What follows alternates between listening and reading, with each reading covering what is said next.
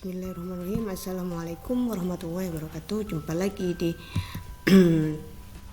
YouTube channel Belajar Jadi Guru Hebat Guru Profesional.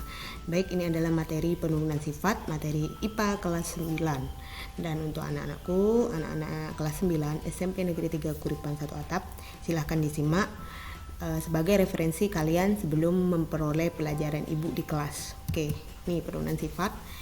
Jadi kita simak, di bawah itu adalah keluarga, ada gambar fotonya Bung Karno ya. Jadi ini adalah pohon famili ya. Jadi dari keluarga yang paling atas Raden Sukemi, Sastro Diharjo dan Ida Ayu Nyoman Rai. Nah, ini menikah, kemudian dia itu mempunyai anak ini ya. Kemudian dia menikah lagi. Nah, ini kan. Kemudian ini peta keturunannya sampai di sini ada Megawati ya. Nah, itu ya anak-anak. Jadi kalian di rumah cobalah membuat pohon famili ya, pohon keluarga. Jadi kalian itu orang tuanya punya anak kalian. Kemudian kalian tanya orang tua dari ayah itu siapa aja, orang tua dari ibu itu siapa aja. Nanti akan mengerucut ke atas, akan ketemu boyot-boyotnya nenek moyang kalian, seperti itu. Oke, penurunan sifat. Kalian lihat mirip siapakah Anda? Maksudnya kalian ya anak-anak. Apa mirip papa, mirip mama, mirip kakek, mirip nenek? Kalau mirip tetangga tidak mungkin ya nak. Oke, penurunan sifat. Mengapa wajah atau sifat kita ada yang mirip dengan orang tua kita? Mengapa? Nah, kemudian ini ada bapak genetika. Nah, di sini adalah Mendel ya, Georg Johann Mendel, seorang biarawan dan penyelidik tanaman berkebangsaan Austria. Pada tahun 1866, Mendel melaporkan hasil penyelidikannya selama bertahun-tahun atas kacang ercis atau kacang kapri, nama ilmiahnya Pisum sativum. Untuk mempelajari sifat menurun, Mendel menggunakan kacang ercis dengan alasannya mengapa pakai kacang ercis kok kacang yang lain. Ini alasannya Pak Mendel ya. Memiliki pasangan sifat yang menyolok, bisa melakukan penyerbukan sendiri, segera menghasilkan keturunan atau umurnya pendek, mampu menghasilkan banyak keturunan dan mudah disilangkan. Sifat beda dan penurunan sifat. Jadi yang perlu kita pelajari dalam penurunan sifat ini ada gen ya. Apa itu gen? Nah, kan kalian pernah mendengar gen halilintar. Nah, kalian juga punya gen. Gen apa ya? Itu ya, gen keluarga kalian dong. Nah, gen-gen terletak pada kromosom secara teratur dalam satu deretan secara linier dan lurus berurutan. Gen yang menentukan sifat-sifat dari suatu individu biasanya diberi simbol huruf pertama dari suatu sifat. Gen dominan yang mengalahkan gen lainnya dinyatakan dengan huruf besar, dan gen yang resesif itu gen yang kalah dengan gen yang lain dinyatakan dengan huruf kecil. Misalnya ini T ya. T itu simbol untuk gen menentukan batang tinggi misalnya. Batang tinggi kan dia dominan, otomatis diberi simbol huruf T besar. Untuk yang kalah berarti balikannya dari batang tinggi, berarti batang rendah kan. Nah, itu diberi simbol T kecil. Karena tanaman ercis individu yang diploid, maka simbol tanaman itu ditulis dengan huruf double, diploid, dua sifat beda ya. Maksudnya itu dalam gen itu pasti membawa sifat diploidnya, gen yang awalnya, sebelum dia mengalami persilangan. T besar itu simbol untuk tanaman berbatang tinggi, T kecil simbol untuk tanaman berbatang rendah. Nah, ini gambar kalau kita lihat ya di situ secara simbolik pada kromosom ini gambar DNA atau gen kalau dilihat seperti itu. Lanjut ada kromosom. Kromosom terdapat di dalam nukleus atau inti sel, mempunyai susunan halus berbentuk batang panjang atau pendek, lurus atau bengkok. Jumlah dan tipe kromosom tiap individu tuh jumlah kromosomnya berbeda. Nah, ini ada tabelnya bisa dilihat ya anak-anak ya. Kalau manusia mempunyai 46 kromosom, dalam setiap inti selnya 23 kromosom berasal dari ibu dan 23 kromosom. Nah, struktur kromosom ini gambarnya bisa dilihat ya. Jadi gambarnya seperti ini. Kalau bagian-bagian kromosomnya, untuk yang pertama gambar nomor 1 itu adalah kromatid, yang kedua itu sentromer, dan yang ketiga lengan pendek, yang keempat lengan panjang. Ini yang pendek, yang atas lengan panjang. Nah, ini tipe-tipe kromosom ya, ada submetasentrik, metasentrik, telosentrik, akrosentrik. Nah, seperti itu ya anak-anak ya. Oke, selanjutnya istilah-istilah dalam penurunan sifat itu banyak sekali istilah-istilahnya. Jadi ada genotip, fenotip, dominan, resesif, parental. Nah, itu banyak sekali yang perlu kita pahami ya.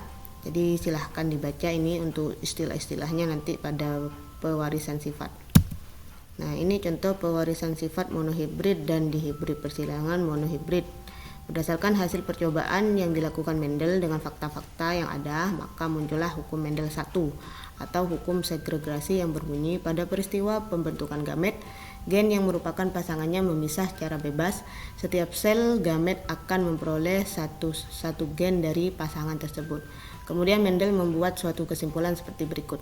Setiap sifat suatu organisme dikendalikan oleh satu pasang faktor keturunan yang dinamakan gen. Pada waktu itu Mendel belum mengenal gen, yaitu satu faktor dari induk jantan dan satu faktor dari induk betina. Setiap pasangan faktor keturunan menunjukkan bentuk alternatif sesamanya, misalnya bulat atau kisut. Kedua bentuk alternatif ini disebut alel. Apabila pasangan faktor keturunan terdapat bersama-sama dalam satu tanaman, faktor dominan akan menutup faktor resesif karena gennya dominan. Pada saat pembentukan gamet, yaitu pada proses meiosis, pasangan faktor atau masing-masing alel akan memisah secara bebas. Individu galur mundi mempunyai pasangan sifat alel yang sama, yaitu dominan atau resesif saja. Nah, ini pada persilangan monohibrid. Jadi misalnya gen batang tinggi dengan gen batang pendek, ini tingginya 1,5 meter dan 0,5 meter. Kita silangkan T kecil disilangkan T besar, pendek ketemu tinggi. Nah, F1 nya dia akan menyilang jadi 1, kemudian T besarnya juga membelah secara sendiri 1 ya, kemudian T besar, T kecil. Nah, yang besar dulu ditulis, maka karena ada T besar dia itu batang tinggi. Kemudian F1 disilangkan sesama F1 nya. Jadi F1 nya T besar, T kecil disilangkan T besar, T kecil. Nah, tinggi ketemu tinggi. Nah, maka dia ini akan memisah secara sendiri-sendiri karena beda ya. Jadi T besar, T kecil ya. T besar, T kecil, maka akan menjadi ini T besar, T besar, T besar, T kecil. Ini T kecil harusnya. Ya, T besar, T kecil, T kecil, T kecil, ini T kecil ya. Jadi kalau ditulis ya genotip rumus gennya T besar, T besar, T besar, T kecil, T besar, T kecil, dan T kecil, T kecil ini harusnya nih T kecil, T kecil. Oke, ini kan ada kesalahan menulis ya, ini T kecil, T kecil. Berarti ini yang tinggi dan yang satunya itu yang tinggi juga ya, jadi 3:1. Nah, ini monohibrid pada tanaman bunga pukul 4. Nah, seperti ini ya, bunga pukul 4. Nah, ini persilangannya merah, bunga merah dengan bunga putih, M besar, M kecil, kemudian M besar, M kecil. Nah, merah ketemu putih kan warnanya menjadi merah muda. Nah, ini gambarnya anak-anak ya. Dari persilangan sesama filial F1, merah muda disilangkan terhadap merah muda. M besar, M kecil. Ya, M besar, M besar, M kecil. Maka dia akan kawin silang ya. Ini bikin tabel M besar ketemu M besar ketemu M kecil, M besar ketemu M kecil ketemu M kecil. Maka rasio F2-nya genotip turunan yang kedua, genotifnya tulis ya M besar, M kecil. M besar, M besar, M kecil, M kecil, M kecil, 1:2:1. Seperti itu. Nah, untuk yang persilangan dihibrid ini agak bukan sulit ya, tapi susah-susah gampang. Jadi persilangan antara dua individu dengan dua sifat beda disebut juga persilangan dihibrid. Pada persilangan tersebut Mendel menyilangkan tanaman ercis dengan biji yang mempunyai dua sifat beda, yaitu bentuk dan warna biji.